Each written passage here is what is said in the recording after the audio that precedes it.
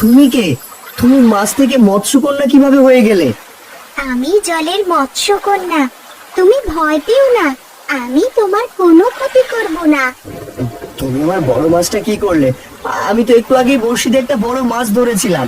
ওই মাছটাই আমি।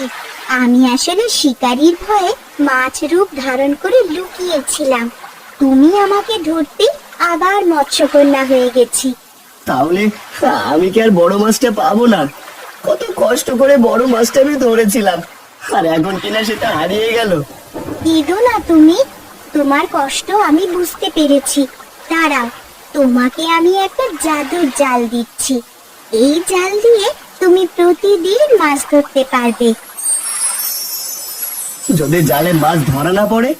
তাছাড়া জাল দিয়ে কিভাবে মাছ ধরতে হয় সেটাও আমি জানি না। চিন্তা করো না, এই জাল তুমি জলে ফেলতে এক ঝাঁক করে মাছ ধরতে পারবে। তোমাকে কষ্ট করে আর মাছ খুঁজতেও হবে না। সত্যি বলছো? এই জাল জলে ফেলতে এক ঝাঁক করে মাছ ধরতে পারবো? হ্যাঁ, তুমি চাইলে এখনই চেষ্টা করে দেখতে পারো। এবার আমি তাহলে আসি। কোনো বিপদ হলে অবশ্যই আমাকে ডাকবে।